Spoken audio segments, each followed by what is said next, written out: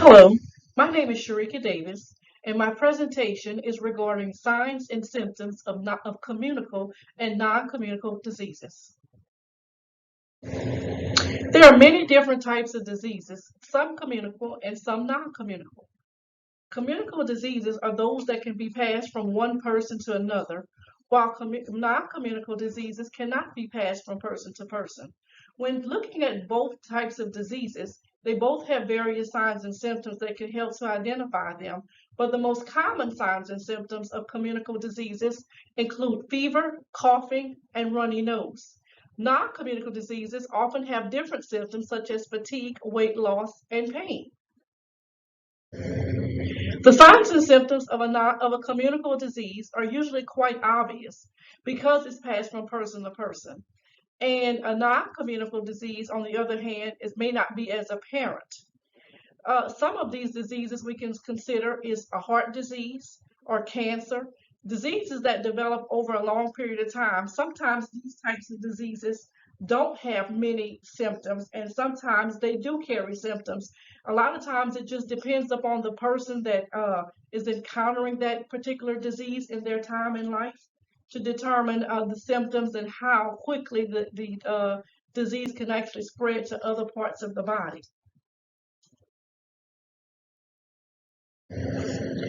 How communicable diseases are spread.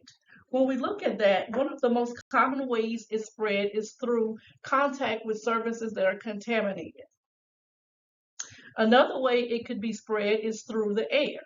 When a person that might be infected, when they cough or they sneeze, they release droplets containing diseases that's germs into the air, such as COVID-19, a cold, the flu, which we're in flu season right now. Communicable diseases can also be spread through contact with bodily fluids like HIV. It can also be spread through contact with animals. And in these cases, this can infect both animals and humans, such as rabies. In my opinion, this is also one of the reasons why a lot of people choose to be vegan and not eat meat because of the diseases that animals carry. When looking at the causes of a non-communicable disease, we look at the result of a combination of the genetics, the physiological, the behavioral, and environmental factors. The four main types of NCDs, if you hear me talk about NCDs, it's the acronym that I'm using for non-communicable disease. It's cardiovascular disease, which is heart disease and stroke. There's cancers, there's respiratory diseases, such as an obstructive pulmonary disease, people that have asthma, and also diabetes is considered one of the four main types of an NCD. They can be prevented through individual and population level interventions by possibly, if you're a smoker, to quit smoking, eat a little bit more healthier, and try to exercise regularly, get some physical activity.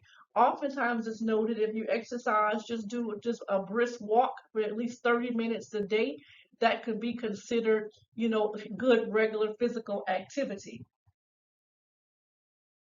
And right now, because we're living in a COVID world and COVID is still prevalent, it's also highly suggested to wear your disposable face mask on as regularly as possible, but especially when you're in environments that is not a normal environment for you to be in. There's different types of communicable diseases. The most common are the influenza, which is the flu, the measles, and tuberculosis. And the diseases are caused by viruses, bacteria, or any other pathogen that can spread through contact with contaminated surfaces, something that might be airborne, sneezing or coughing, or just in direct contact with an infected person.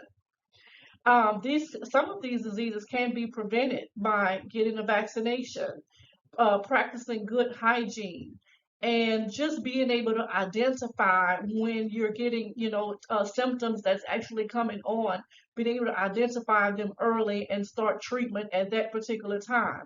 While others, like the common cold, that has no specific prevention or cure, but we can still follow those same practices of good hygiene is very important to wash your hands as regularly as possible.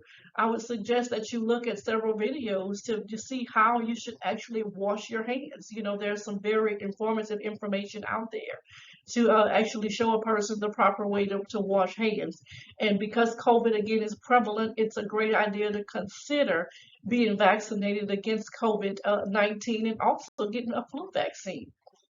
The impact the communicable disease has on the body, there are several different impacts that can have on the body.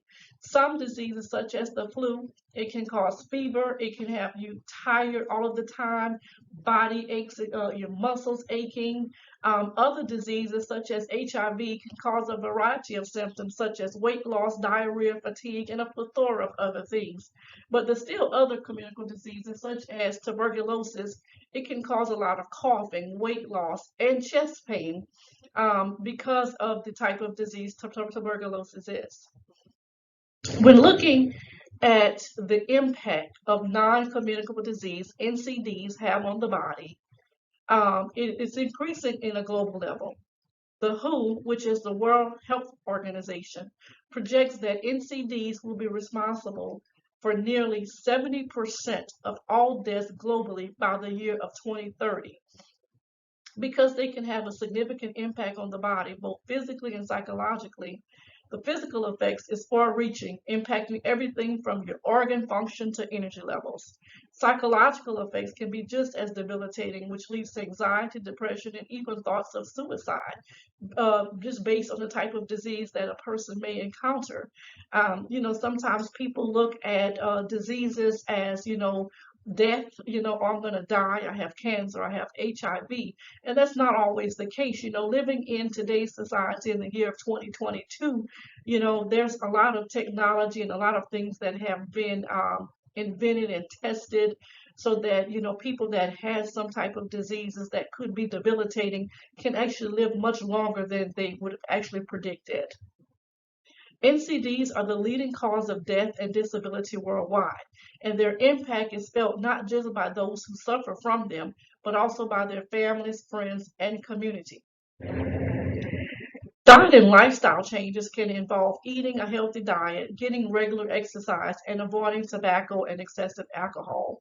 And that's one of the treatment options for an NCD. Also, taking the proper medications that would be prescribed to you or the proper medications that you can get over the counter. This can include drugs to lower your blood pressure, cholesterol, and blood sugar levels. Surgery sometimes could be an option for certain conditions such as obesity and heart disease. And I would strongly recommend anyone considering surgery for obesity or heart disease to make sure that you just educate yourself thoroughly on these procedures as well. And then there's always prevention.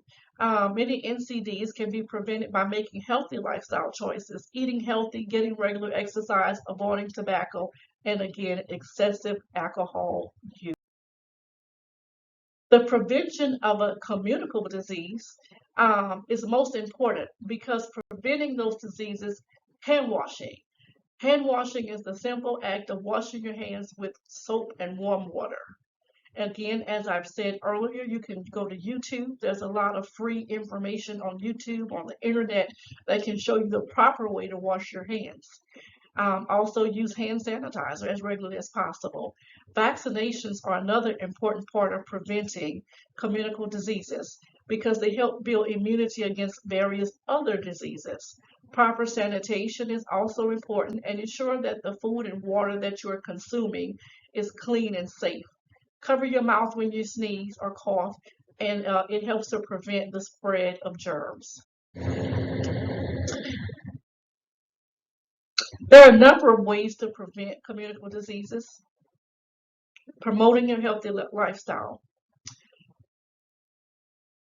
Get screened regularly. And if you're a woman, take your annual screenings. For your breast exams. Have your annual pap smear exams. That way, screening allows for early detection and treatment for any diseases that may become prevalent. And it's also important to develop policies and regulations in your own life to help you prevent communicable diseases. For example, know the laws that limit tobacco use or that require food labeling that can help make it easier for you to choose what's healthy and what might be beneficial to your body and lifestyle. There's several risks. There's risks with everything that we take in life, but several risks associated with communicable diseases. One of the most serious risks is that the disease can be passed from person to person, and it can cause a large outbreak like COVID-19, like the Ebola outbreak many years ago. They can be more severe than others and can lead to serious complications, even death, and they can put a strain on healthcare resources, and many patients require hospitalization or the treatment. Even right now, when you look at the news, hospitals are already over inundated with people that's being input in the hospitals because of the flu, and it's just the start of flu season. Risks associated with NCDs are responsible mainly for the majority of deaths globally, with cardiovascular disease being the leading cause. NCDs are chronic, they develop over time and can be managed, but there's no cure. There's also oftentimes to prevent it, meaning if you make better lifestyle choices, you can reduce the risk of them being developed in your body. Many communicable diseases are treatable with antibiotics or other medical interventions, and the prognosis usually depends on the disease in question and the severity of the individual's infection. Some diseases, such as Ebola, are deadly, and the prognosis is poor for patients who contract those diseases. In general, NCDs are chronic conditions that cannot be cured, but they can often be managed. Many NCDs can be prevented or delayed through lifestyle changes such as eating a healthy diet, exercising regularly, and avoiding tobacco and alcohol use. There are a number of ways that communicable disease can be controlled, but one of the most important ways is through vaccination because it helps to build immunity against the disease and it makes it less likely that someone will contract it. Other ways of control include good hygiene practices, prompt treatment of infections, and isolations of people who are sick. NCDs can be managed through a variety of methods, and some include lifestyle changes, reducing alcohol consumption, and taking medications as prescribed. In some cases, surgery might be necessary to treat an NCD. There are many signs and symptoms of a communicable and non-communicable diseases. Some of the more common ones include fever, coughing, and shortness of breath for communicable diseases, and fatigue, weight loss, and pain for an NCD. However, these are just a few of the possible signs and symptoms for each type of disease, and not every person with a communicable or not an NCD will experience all or even any of these symptoms. I thank you so much for allowing me to present to you information on NCDs, communicable and non-communicable diseases. And for more information on these diseases, there's a plethora of information on the World Wide Web. And again, I thank you, Sharika Davis, presentation for Franciscan University Biology 2325.